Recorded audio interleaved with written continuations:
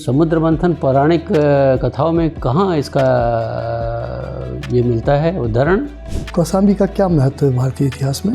DPSP में कौन कौन से ऐसे प्रावधान आपको लगते हैं जो गीता से मैच करते हैं? वर्तमान सरकार उत्तर प्रदेश को उम्मीदों का प्रदेश भी कहती है। जी सर। ऐसा क्यों? जरा बताएंगे क्या कि संविधान में जो वाइस प्रेसिडेंट होता है उसकी अपनी खुद की क्या भूमिका होती है?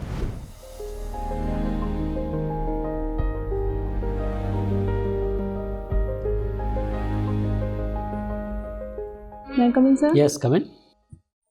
Good afternoon, sir. Good afternoon, बैठ जाएं। Thank you, sir. अपना संक्षिप्त परिचय दें हमें। सर मेरा नाम साधना दिवाकर है। मैं उत्तर प्रदेश के प्रयागराज डिस्ट्रिक्ट से आती हूँ और सर मैंने अपनी स्कूलिंग प्रयागराज से की है और अपना ग्रेजुएशन भी यूनिवर्सिटी ऑफ इलाहाबाद से किया है। और सर यूपीएससी के प्रति मेरा रुझान बहुत शुरू से ही रहा है। और सर मेरी कुछ हॉबीज़ हैं जैसे गीता का अध्ययन करना और सूफी गाने सुनना। अच्छा, ये बताएं साधना, आपने बताया कि यूपीएससी के प्रति आपकी अभिरुचि है और आप समाज के लिए कुछ करना चाहती हैं। जी सर। मान लिया जाए कि आपका चयन हो जाता है और आपसे कहा जाता है कि एक विज़न डॉक्यूमेंट आप बनाइए भारत के लिए, जिसमें कि आपके मन में जो बातें चल रही हैं उनको प्रायोरिटाइज किया जाए। ऐसी कौन सी 3 बातों को आपको लगता है आज के परिप्रेक्ष्य में उस विज़न डॉक्यूमेंट में वरीयता के क्रम में 1, 2 और तीसरे स्थल पर रखा जाए? सर महिलाओं को आर्थिक और राजनीतिक क्षेत्रों में आगे लाना चाहिए और सर भारत में पर्यटन को बढ़ावा देना और सर समावेशी विकास। और समावेशी विकास, बहुत अच्छा। समावेशी विकास से आप क्या समझती हैं? सर समावेशी विकास का मतलब है जो आर्थिक समृद्धि होती है उसका सभी वर्गों में न्यायपूर्ण वितरण होना चाहिए। जो फाइनेंशियल इंक्लूजन भारत सरकार जिस ओर प्रयास कर रही है उसके क्या मेथोडोलॉजी है? कैसे किन किन सिस्टम्स के थ्रू वो फाइनेंशियल इंक्लूजन लाना चाह रही है? किन किन स्कीम्स के थ्रू फाइनेंशियल इंक्लूजन लाना चाह रही है? सर बैंकों के माध्यम से वो मनी इंसेंटिव्स देती है। और सर आप प्रयागराज से आती हैं, आपने हिंदी लिटरेचर का अध्ययन किया है। जी सर। प्रयागराज से आने वाले 2-3 मूर्धन्य हिंदी साहित्यकारों का नाम बताएं हमें। सर एक हैं महादेवी वर्मा जी, दूसरे हैं धर्मवीर भारती जी, तीसरे हैं सूर्यकांत त्रिपाठी निराला जी, चौथे हरिवंश राय बच्चन जी। निराला जी की बात करें तो ये यथार्थवादी कवि माने जाते हैं। क्यों इनको यथार्थवादी कवि कहा जाता है? सर यथार्थवादी का अर्थ होता है जो वास्तविकता में जो है उसी को समाज की यथार्थ या इन सब के बारे में जो लिखता हो उन्हें यथार्थवादी कवि कहते हैं। जैसे उन्होंने कुकुरमुत्ता और ऐसी रचनाएं करी हैं, राम की शक्ति पूजा। हरिवंश राय बच्चन जी की बात करें, उन्होंने अध्ययन हिंदी लिटरेचर में किया था या इंग्लिश लिटरेचर में किया था? सर इंग्लिश लिटरेचर में किया था। उन्होंने पीएचडी की उपाधि भी प्राप्त की थी। तो किस विषय पर उन्होंने लिखा था पीएचडी का शोध? सर मुझे नहीं, आपको आइडिया नहीं है। चलिए, आप प्रयागराज आजकल चर्चे में है जी सर, कई कारणों से। ये बताइए कि मैं आपको प्रश्न जो पूछने जा रहा हूँ बहुत सिंपल प्रश्न पूछने जा रहा हूँ। एक वहाँ ड्रोन शो हो रहा है जी सर। इसका क्या महत्व है ड्रोन शो का? सर ड्रोन शो में ड्रोन के माध्यम से प्रयागराज की जो पौराणिक कथाएं हैं उनको दिखाया जाएगा ताकि जो विदेशों से या भारत के ही अन्य राज्यों से आने वाले जो दर्शक हैं या आने वाले लोग हैं उन्हें हमारी जो उत्तर प्रदेश की कल्चरल डाइवर्सिटी और प्रयाग के कितने ड्रोन्स की व्यवस्था की गई है? कुछ आइडिया है आपको कितने ड्रोन्स के माध्यम से हो रहा है? सर नंबर का और क्या बेसिकली क्या थीम है इस ड्रोन शो का? सर समुद्र मंथन, ये सब। समुद्र मंथन बहुत अच्छी बात है। इसके अलावा सर इसके अलावा जो प्रयागराज में हिस्टोरिकल प्लेस टूरिज्म प्लेसेस हैं उनको भी दिखाया जाएगा, जैसे भारद्वाज आश्रम है और ये प्रयाग का महत्व क्यों है कुंभ के लिए। अच्छा, ये आपने कहा समुद्र मंथन, ये समुद्र मंथन पौराणिक कथाओं में कहाँ इसका ये मिलता है उदाहरण? सर मैं रिकॉल नहीं कर पा रही। बहुत बहुत धन्यवाद Sadhana. Thank you sir. Sadhana Diwakar. जी सर। साधना, आप गीता का अध्ययन करती हैं जैसा आपने कहा, तो प्रशासन में आपको इस अध्ययन से कैसे लाभ मिलेगा? सर एक श्लोक है जिसको मैं सुनाऊं। सर है, दुखेषु अनुद्विग्न मनः सुखेषु विगत स्पृहा वीतराग भय क्रोध स्थिति धी मुनिरुच्यते। सर क्योंकि प्रशासन में बहुत सारी समस्याएं आएंगी, बहुत सारे ऐसे इशू समस्याएं आएंगी जिनका शायद मैं संतुलित रहने की मुझे आवश्यकता होगी। तो सर वहाँ पे ऐसे श्लोक हैं, बहुत सारे श्लोक हैं गीता में जिनका मैं प्रयोग करूँगी। और सर कॉन्फ्लिक्ट ऑफ ड्यूटीज़ इस क्षेत्र में मुझे आएंगी, तो सर गीता के माध्यम से भी तो आप कर्मण्येवाधिकारस्ते की चर्चा नहीं करना चाहेंगे? सर जरूर सर करूँगी। क्या क्या उससे शिक्षा लेती है? उसमें कर्म पर ध्यान देना चाहिए। कर्मण्येवाधिकारस्ते मा फलेषु कदाचन। आपका जो अधिकार है वो केवल कर्म पर है, फल की चिंता या फल पर आपका अधिकार कोई नहीं है। अच्छा साधना, मैंने देखा आपने इकोनॉमिक्स भी पढ़ा हुआ है, राजनीति शास्त्र भी पढ़ा हुआ है, आधुनिक भारतीय इतिहास उसका भी अध्ययन किया हुआ है, ठीक है। तो 3 विषय आपने पढ़े हुए हैं। तो आजकल बहुत चर्चा में है नेशनल एजुकेशन पॉलिसी में इंटरडिसिप्लिनरी एंड मल्टीडिसिप्लिनरी, दोनों में अंतर समझते हैं आप? सर थोड़ा सा बताइए। सर इंटरडिसिप्लिनरी मतलब अंतर अनुशासनात्मक अध्ययन, जैसे हम हिस्ट्री के साथ साथ और सारे सब्जेक्ट्स पढ़ सकते हैं, ठीक है। और मल्टीडिसिप्लिनरी फिर क्या करेंगे? सर मल्टीडिसिप्लिनरी में हो सकता है हम अध्ययन के साथ साथ हो सकता नहीं है, मतलब लर्निंग्स भी कर सकते हैं। आप श्योर है? सर श्योर तो नहीं है। ठीक है, चलिए कोई बात नहीं। आपके पिताजी कौशाम्बी से हैं, हाँ? कौशाम्बी का क्या महत्व है भारतीय इतिहास में? सर कौशाम्बी 16 महाजनपदों में से एक महाजनपद है, वत्स, उसकी राजधानी रही है कौशाम्बी। और कौशाम्बी में अशोक भी आए थे और कौशाम्बी में अशोक स्तंभ भी है। तो कौशाम्बी के किसी राजा का नाम? सर राजा उदयन। चलिए ठीक है। अभी कुंभ की चर्चा हुई है, ठीक है, आप कर भी रही थी। कुंभ में औरतों की क्या भागीदारी है? सर इस बार जो है नागा साध्वी आई हैं। और सर ज़्यादातर चूँकि औरतें धार्मिक होती हैं तो ज़्यादातर औरतें संगम। सरकार ने औरतों की सुविधा के लिए कुछ कदम उठाया है। जी सर। आपको जानकारी है इस बारे में? सर जो सफाई है, साफ सफाई, उनका ध्यान रखा है, जैसे विमेन टॉयलेट्स और सर इसके साथ ही सिक्योरिटी भी बढ़ाई गई है। और सर अच्छा, इतिहास लेखन जरूरी है क्या? जी सर जरूरी। जैसे उदाहरण के साथ बताइए। सर हमें पता चलता है इतिहास में कैसे कैसे चीज़ें हुई हैं, तो हम उस हिसाब से अपने आने वाले कल को सुधार सकते हैं। तो कितने बार प्रयास हुए हैं सर इतिहास लेखन? हाँ, इतिहास लेखन के लिए पहले कितने बार प्रयास हुए, अभी भी चल रहे हैं? आपको कुछ जानकारी है इस बारे में? सर इतिहास लेखन बहुत तरीकों से किया जैसे मैं शुरुआत कर देता हूँ, साम्राज्यवादी इतिहासकार। जी सर। उसके बाद आप क्या बोलेंगे आगे? सर राष्ट्रवादी इतिहासकार, सबाल्टर्न इतिहासकार हैं, नारीवादी इतिहास। मार्क्सवादी छोड़ देंगे सीधे सबाल्टर्न पर? हाँ मार्क्सवादी। ठीक है, ये सबाल्टर्न क्या है? सर साधारण जनता जो होती है उनका जो इतिहास होता है। और अगर हम इतिहास को नीचे से देखने की बात करें, हिस्ट्री फ्रॉम बिलो, तो दोनों में कोई अंतर है या दोनों एक ही है, subaltern and history from below? Sir मुझे अंतर नहीं पता है। अच्छा, नहीं पता है। चलिए अंतिम प्रश्न का जवाब दीजिए।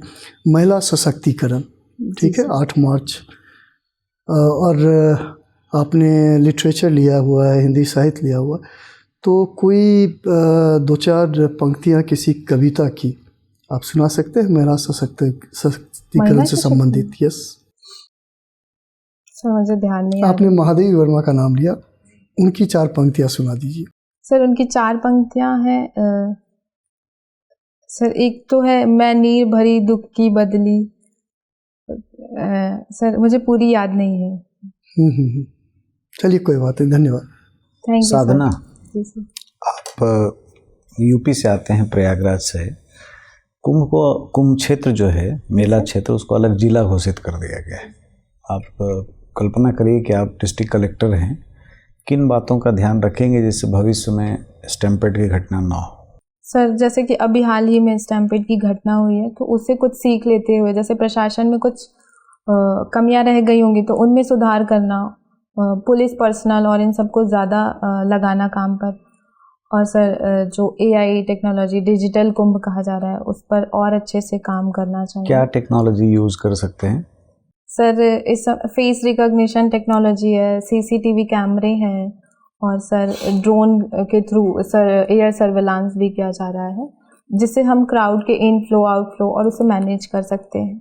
अच्छा, पुलिस वाले क्या माइक यूज़ कर रहे हैं कि सारे पंडाल के साउंड बंद हो जाते हैं, फिर उनका अनाउंसमेंट होता है? सर माइक को हमेशा चेकअप करते रहना चाहिए।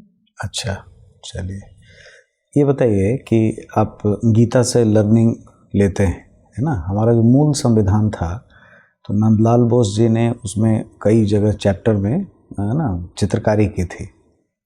तो कृष्ण जो अर्जुन को ज्ञान दे रहे हैं वो चित्र DPSP के ऊपर लगाया गया था हमारे मूल संविधान में। अब वो नहीं है, सेकुलरिज्म की वजह से सारे इस सब चीज़ों को हटा दिया गया। DPSP में कौन कौन से ऐसे प्रावधान आपको लगते हैं जो गीता से मैच करते हैं? सर गीता में भी लोक कल्याण की बात की गई है कि वेरी गुड। सर उसको बोलते हैं, चलिए, स्थित प्रज्ञ क्या होता है? सर मैं बता सकती हूँ? हाँ प्लीज़। सर जैसे DPSP में आर्टिकल 39 है लोक कल्याणकारी राज्य, और गीता में भी लोक कल्याण की बात करी जाती है कि जो उन्हें जग में ही अच्छे कर्म करने। ठीक है, गीता में आपने स्थित प्रज्ञ की अवधारणा पढ़ी है? सर क्या होता है ये? सर स्थिति प्रज्ञ मनुष्य वो है जो कठिन परिस्थितियों में और सुख दुख में इन सब में संतुलित रहता हो। एक अच्छे प्रशासक में क्या गुण होने चाहिए? सर एक अच्छे प्रशासन को स्थिति प्रज्ञ के नज़दीक होना चाहिए, और सर उसे संवेदनशील होना चाहिए, और सर उसे सत्यनिष्ठ होना चाहिए। महिलाओं के सशक्तिकरण के लिए, जी सर, है ना, राजनीतिक सशक्तिकरण या आर्थिक सशक्तिकरण या सामाजिक सशक्तिकरण, कौन सा ज़्यादा जरूरी है? आपकी प्राथमिकताएं क्या होंगी? सर मेरी प्राथमिकताएं होंगी आर्थिक सशक्तिकरण, सर इसी से सामाजिक सशक्तिकरण और राजनीतिक सशक्तिकरण को भी बढ़ावा मिलेगा। तो आर्थिक सशक्तिकरण की कुछ योजनाएं बताएं।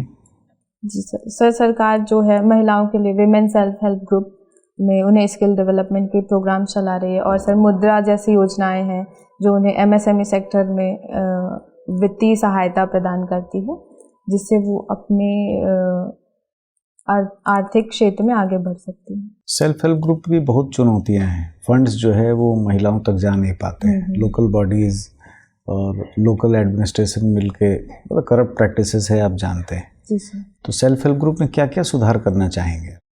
सर सेल्फ हेल्प ग्रुप को सही से मॉनिटर करना चाहिए, इसमें जो क्यों इसमें कमियां हैं या ऋण क्यों नहीं फिर से वापस आ रहे हैं, इन सब पे कुछ। अच्छा, जो कुंभ हो रहा है, मान लीजिए आप UNO में भारत के प्रतिनिधि हैं और आप इंटरनेशनल कम्युनिटी के सामने कुंभ के बारे में बता रहे हैं, तो कौन कौन सी बात बताना चाहेंगे अंतर्राष्ट्रीय समुदाय को?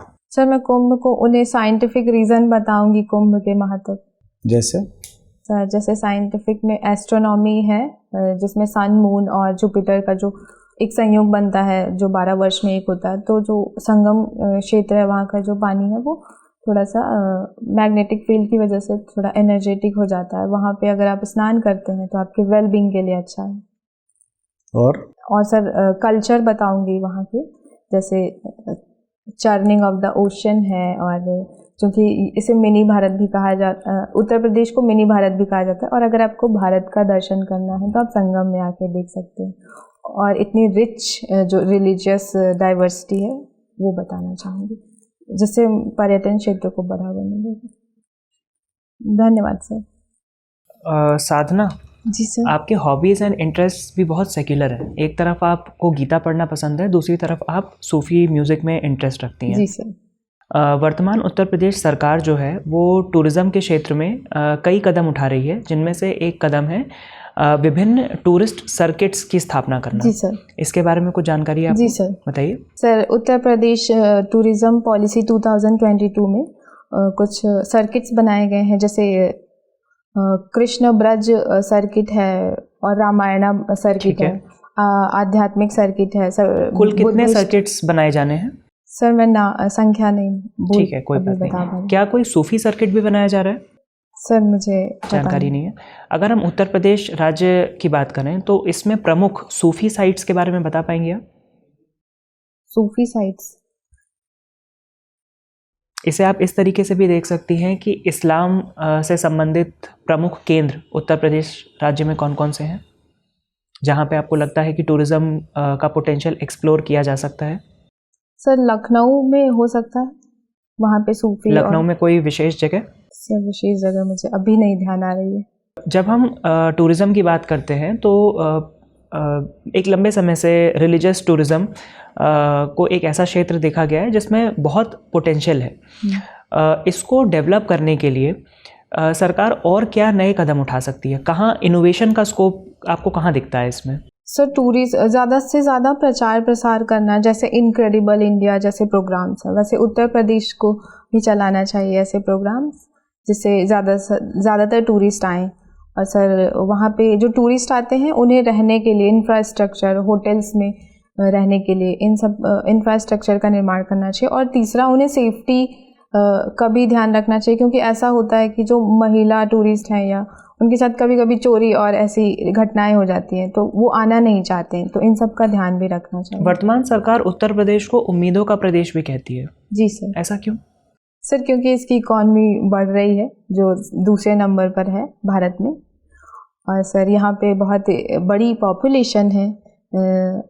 और सर यहाँ पे एक स्कीम है ODOP, one district one product, उसको भी बहुत बढ़ावा दिया जा रहा है। अगर हम उत्तर प्रदेश के इकोनॉमिक डेवलपमेंट की बात करें, चाहे वो इंडस्ट्रीज़ के पर्सपेक्टिव से हो या फिर एग्रीकल्चरल प्रॉस्पेरिटी के पर्सपेक्टिव से हो, तो eastern Uttar Pradesh and western Uttar Pradesh में अभी भी एक डिवाइड हमें देखने को मिलता है, बहुत क्लियर डिवाइड है। इस डिवाइड को, इस गैप को ब्रिज करने के लिए सरकार को क्या कदम उठाने चाहिए? सर सरकार को मल्टीपल अप्रोच लगाने चाहिए, जैसे कि सर जो वेस्टर्न एरिया है यूपी का, वो ज़्यादा इंडस्ट्रियल एरिया है, और जो ईस्टर्न है वो एग्रीकल्चरल एरिया है। तो वहाँ पे एग्रेरियन इकॉनमी, इन सब में क्लाइमेट रिजिलियंट एग्रीकल्चर, इन सब को बढ़ावा देना चाहिए। और ODOP जो स्कीम है सर, जैसे कि सिद्धार्थ नगर का बुद्धा राइस है, वो बहुत फेमस हो रहा है वन डिस्ट्रिक्ट वन प्रोडक्ट के रूप में। तो ऐसे बहुत सारे चीज़ें हैं पूर्वी उत्तर प्रदेश में जिन्हें बढ़ा सकते हैं MSME सेक्टर के थ्रू। ठीक है। हज सब्सिडी के बारे में आप क्या जानती हैं? सॉरी सर, हज सब्सिडी सुना है इसके बारे में? हज हज एक पिलग्रिमेज होता है इस्लाम धर्म से संबंधित, जानकारी है उसके बारे में? सर बहुत ज़्यादा नहीं है, थोड़ी बहुत है। ठीक है, कोई बात नहीं। मेरा अंतिम प्रश्न आपसे, चाइना +1 पॉलिसी और वन चाइना पॉलिसी, इन दोनों में क्या अंतर है? सर चाइना +1 पॉलिसी में, चूँकि चाइना को ऐसा बहुत ज़्यादा भरोसेमंद कंट्री के रूप में नहीं देखा जाता कोविड-19 के बाद से, तो जो देश हैं वो चाइना के साथ साथ एक और अन्य देशों पर भी निर्भर, केवल चाइना पे निर्भर ना रहकर और भी अन्य देश हैं वहाँ पे निर्भर रहना, चाइना +1 पॉलिसी है। ठीक है। और वन चाइना पॉलिसी चाइना की खुद की पॉलिसी है, जैसे उसके कुछ क्षेत्र हैं ताइवान, तिब्बत, उन सबको वो। इंडिया का क्या ऑफिशियल स्टैंड है वन चाइना पॉलिसी को लेकर? क्या हम ताइवान को एक अलग क्षेत्र मानते हैं या वन चाइना पॉलिसी का समर्थन करते हैं? ठीक है, शुक्रिया। मैं एग्जैक्ट नहीं, कोई बात नहीं। Thank you sir. साधना, आपने अपने डेफ में रंगोली का जिक्र किया है। जी सर। तो ये जो रंगोली और चित्रकारी में क्या अंतर है, पहला प्रश्न है। दूसरा कि अगर हम दक्षिण भारत में देखें तो ऐसी चित्रकारी जो है वो प्रत्येक घरों के ये दरवाजे पर पाई जाती है, जी सर। इसका क्या पौराणिक महत्व है? सर पहला, चित्रकारी से अलग है रंगोली, क्योंकि रंगोली में जो है दूसरी जो एक मटेरियल यूज़ होता है वो अलग तरीके का है। और क्या मटेरियल यूज़ होता है? सर जैसे राइस और सर फ्लावर्स यूज़ कर सकते हैं, और साथ ही सर हम आटा भी यूज़ कर सकते हैं। जबकि सर जो चित्रकारी होती है उसमें उसकी अलग सोर्सेज होते हैं, जैसे चित्रकारी कपड़े में भी की जा सकती है सर, चित्रकारी आप पेपर में भी कर सकते हैं।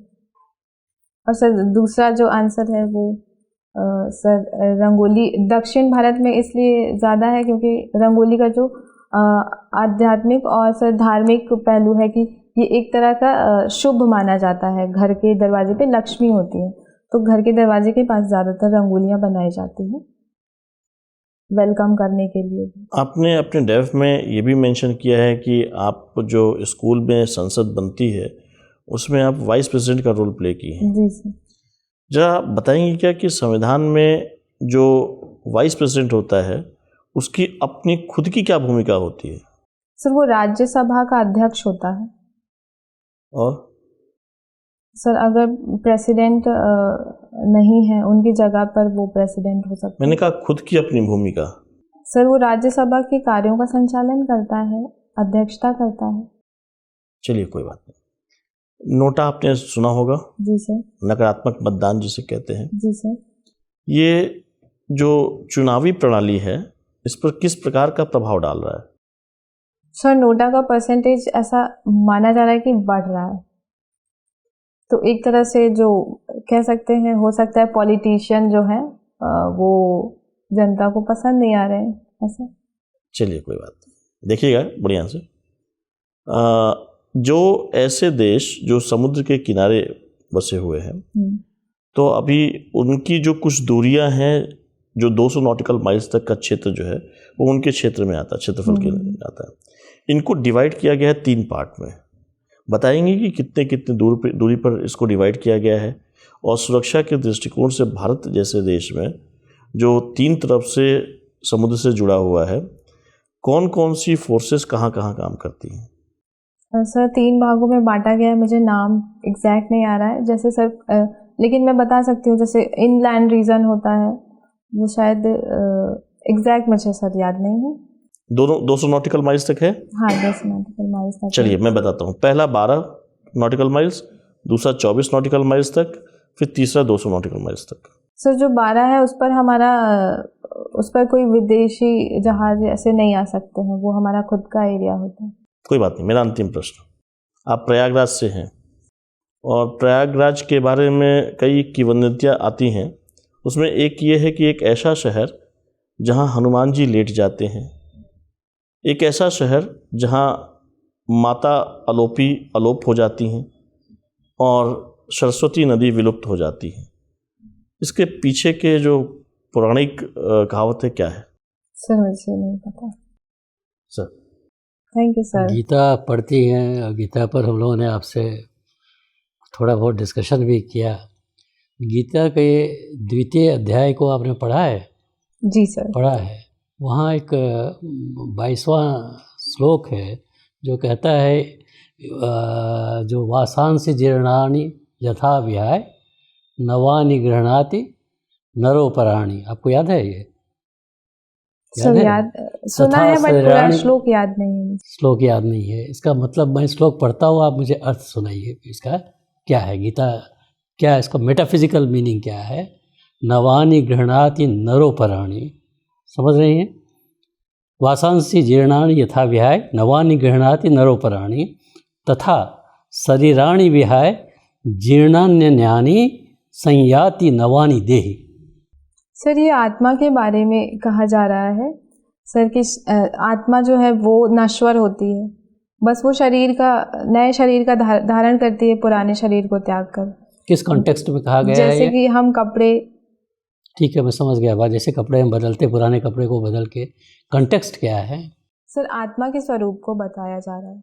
किस कॉन्टेक्स्ट में, किस संवाद में ये कहा गया है? ये सर किसने किसको कहा है?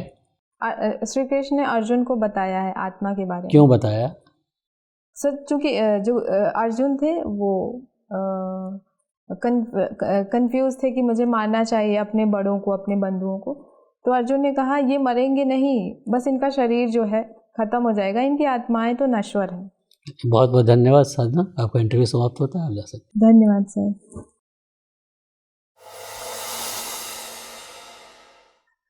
बैठिए साधना। Thank you sir. कब है आपका इंटरव्यू? सर 12 फरवरी। 12 को है। ये आपका फर्स्ट अटेम्प्ट है? जी सर। बहुत अच्छा। तो आप फर्स्ट अटेम्प्ट में ही आप यहाँ तक आ गई हैं। जी सर।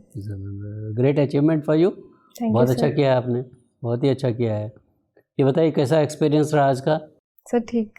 आप घबराई क्यों रहती है इतना, ये बताओ। सर मैं अभी आई थी ना दूर से, थोड़ा दूर से नहीं, मतलब अभी जस्ट आई थी थोड़ा सा। घबराहट लग रहा था हमें कि आप घबराई हुई हैं। घबराने की कोई बात नहीं है। आपका ये अचीवमेंट है कि आप यहाँ तक वेरी फर्स्ट अटेम्प्ट में लिटरेचर लेके आप निकल गई हैं। That it's self speaks volumes about your qualities of both head and heart. समझ रही है ना? तो आप अपने आत्मबल को और थोड़ा सा बढ़ाइए। जी सर। ठीक है ना? और जो भी क्वेश्चंस पूछा जाए, क्वेश्चंस तो क्या पूछा जाए कोई नहीं बता सकता है आपको। जो भी क्वेश्चंस पूछे जाए ना, ध्यान इतना ही दीजिएगा कि आपके पर्सनैलिटी का टेस्ट हो रहा है, आपके ज्ञान का टेस्ट नहीं हो रहा है। ज्ञान का टेस्ट तो हो गया 2 एग्जामिनेशन से। अब देखने जा रहे हैं कि ये जिस लड़की को अगर मैं सिविल सर्विसेज में बोर्ड अगर लेना चाहती है, तो जो गुण हम खोज रहे हैं वो गुण इस लड़की में है या नहीं। ठीक है ना? तो वो गुण जो 2 4 5 गुण होते हैं कि एक है आपकी अपनी ईमानदारी। ईमानदारी कैसे आप दर्शाइएगा? द वे यू स्पीक, जैसे बात कीजिएगा, अंदाजे से कुछ बात कीजिएगा, उस टेंटेटिव बात कीजिएगा, लगेगा ये तो ईमानदार नहीं है अपने बातों के प्रति। कहने का मतलब ये है कि जो नहीं आता है आप बोल दें हमें नहीं आता है। जहाँ आपको लगता है कि आपको पता है, जैसे अब आपको बताया गया कि 12 किलोमीटर नॉटिकल माइल्स तक ये होता है, आप शुरू से ही आप कर बीच में बोलने की ज़रूरत नहीं है कि साहब कुछ तो इनलैंड होता है, कुछ तो पढ़ा है हमने। वो टेंटेटिव होता है। अपने पर कंट्रोल करना है। नहीं आता है, बात खत्म हो गई। बहुत सारी चीज़ बात नहीं आती है, ये भी नहीं आता है मुझे, ऐसी कोई बात नहीं। बट जो आता हो उस पर कोशिश कीजिएगा कि संक्षेप में अपनी बातों को प्रायोरिटाइज़ करके कि ज़्यादा इम्पोर्टेंट से कम इम्पोर्टेंट तक कैसे लिखें हम और कैसे बोलें हम। आप चूँकि प्रयागराज की रहने वाली हैं तो अपेक्षा आपसे रहेगी कि कुंभ पर कुछ न कुछ पूछा जाएगा। किस एक तो हो गया आपका कि ये सेलेस्टियल, ये जो कॉन्स्टलेशन है 144 साल, ये अवधारणा क्या है, क्या माइथोलॉजिकली इसका इंटरप्रिटेशन है, वो कहीं पर लिख लीजिए कि क्यों कहा जा रहा है इसको। सर किसी स्पेसिफिक बुक में नहीं था, मैंने सारे आपको मिल जाएंगे। आप इसको लीजिए, क्या कहते हैं, यूपी गवर्नमेंट का ही आप साइट पे चले जाइए ना, आपको मिल जाएगा। जो भी मिल जाएगा उसको आप कहिए कि ऐसे किंवदंती ऐसी है कि ऐसा है, बात खत्म हो गया। ठीक है ना? तो अब वो आप सिर्फ साइट का ही जो ऑफिशियल ये है वेबसाइट, उसको ही देख लीजिए आप। ठीक है ना? तो ये हो जाएगा। दूसरा, क्राउड मैनेजमेंट एक बहुत बड़ा इम्पॉर्टेंट इशू है। जी सर। तो क्राउड मैनेजमेंट कैसे किया गया है वहाँ कुंभ में, और इससे बड़ी बात है कि आपसे ये भी क्वेश्चन पूछा जा सकता है, क्या इतने बड़ी भीड़ को वहाँ इकट्ठा करने की आवश्यकता क्या है? रिलीजन के नाम पर क्या हम इकोनॉमिक एक्सप्लॉयटेशन कर रहे हैं लोगों का? इस सब तरह के इशू बेस्ड क्वेश्चन हो सकता है पूछे लोग। तो उसमें बल्कि बैलेंस दीजिएगा कि ये मतलब कोई भी ये नहीं कीजिएगा नहीं साहब ये तो बिल्कुल सही है, बिल्कुल गलत है। दोनों पॉइंट ऑफ व्यू आप रखिएगा। क्राउड मैनेजमेंट भी वो इम्पॉर्टेंट है। अल्टीमेटली जो जा रहे हैं दर्शनार्थी, जो जा रहे हैं दर्शन करने के लिए, वो सुरक्षित लौट के आएँ, ये तो एडमिनिस्ट्रेशन प्रशासन का ही दायित्व तो बनता है। ड्रोन का कैसे उपयोग किया गया है, एआई टेक्नोलॉजी का कैसे उपयोग किया गया है, इस सब पर थोड़ा सा ध्यान रखिएगा। नई ट्रेन जो चलाई गई है वहाँ पर IRCTC ने चलाई, उस ट्रेन का नाम क्या दिया गया है? ये छोटी छोटी बात हो सकता है आपसे पूछी जाए। दूसरी बात है कि प्रयागराज कुंभ के अलावे आपको अब तीसरी उसमें सरस्वती के बारे में आपको पूछ सकता है। सरस्वती विलुप्त क्यों हो गई हैं? कहाँ से निकलती थी सरस्वती? कहाँ अवधारणा थी ये? तो थोड़ी बहुत जानकारी आपको और ले लेंगी तो अच्छा रहेगा। 10 दिन टाइम है आपके पास। इंटरनेशनल रिलेशंस में जो 4-5-6 इम्पॉर्टेंट मुद्दे हैं उसका अध्ययन आप बिल्कुल कर लीजिएगा और अपनी बातों को बड़े ही तार्किक ढंग से रखिएगा। समझ रहे हैं? मान लिया यूक्रेन रशिया का वार हुआ, तो यूक्रेन रशिया का वार एक क्यों हुआ तो पता ही है आपको। इसमें किसको फ़ायदा हो रहा है? यूक्रेन को, रशिया को या अमेरिका को? किसको फ़ायदा हो रहा है? क्यों फ़ायदा हो रहा है? इंडिया का क्या व्यू है? समझ रहे हैं ना? इंडिया का फॉरेन पॉलिसी कैसे इवॉल्व कर रहा है, 50 से आज तक कैसे इवॉल्व कर रहा है? इस तरह के क्वेश्चंस जनरली आपसे हो सकता है पूछे जाएं, तो उसका ध्यान रखिएगा। वुमेन एम्पावरमेंट एक बड़ा इम्पॉर्टेंट मुद्दा है, आपको उसको किसी भी ढंग से पूछा जा सकता है। तो एटलीस्ट इतना ध्यान रखिएगा कि वुमेन सेंट्रिक जो भी स्कीम्स लॉन्च किए गए हैं आपको, उसका 3-4 स्कीम्स का आपको याद रखिए। लाइक फाइनेंशियल इंक्लूजन में पूछा तो आप एक भी नहीं बता पाई, जबकि आपने पढ़ा होगा सब कुछ, है ना, पढ़ा होगा बिल्कुल, बट बिल्कुल आप ब्लैंक हो गई। तो ध्यान रखिएगा कि जस्ट अपने को सोचिए कि एक भी बोल पाए हम, ठीक है ना। जनधन योजना ही बोल देती है आप तो बात खत्म हो जाता है, उतना ही काफ़ी था।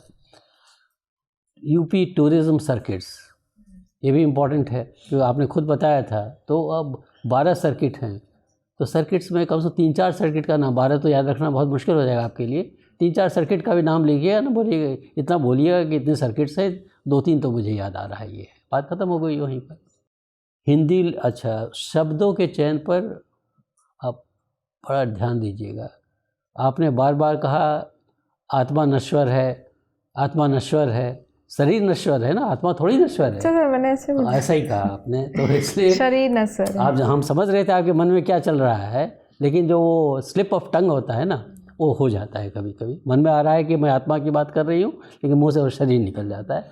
इस पर थोड़ा ध्यान दे दीजिएगा, ताकि ये स्लिप ऑफ टंग एक बार हो जाए तो ठीक है, लेकिन 2 बार अगर होता है तो कुछ लोग ऐसे होंगे, बहुत लोग बेनिफिट ऑफ डाउट देंगे आपको, और बहुत लोग कहेंगे कि नहीं ये तो इतना भी नहीं बता पा रही है।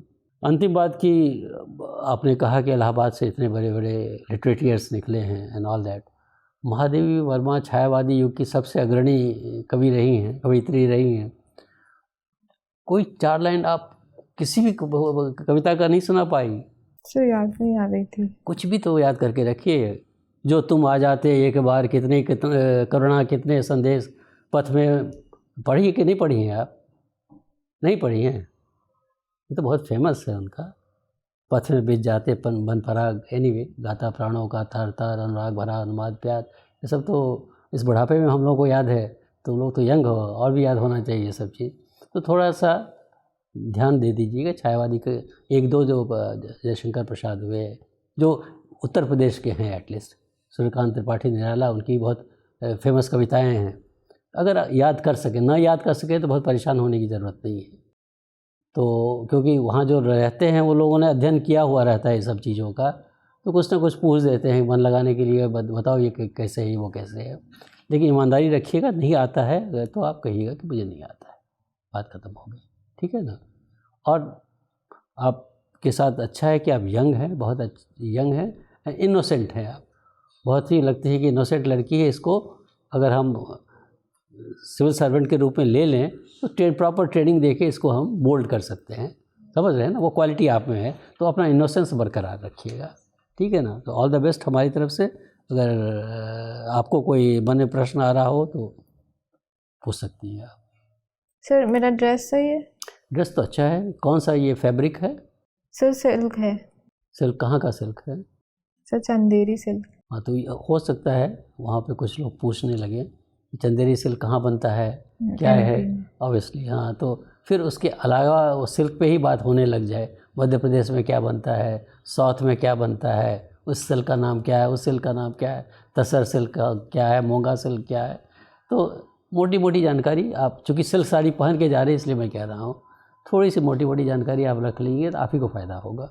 और इसमें ज़्यादा वक्त नहीं लगता है, 10 मिनट 15 मिनट पढ़िएगा, सब समझ आ जाएगा कौन सी किस प्रांत की कौन सी सिल्क साड़ी। 2-3 भी नाम याद रहा तो बहुत है, ठीक है ना।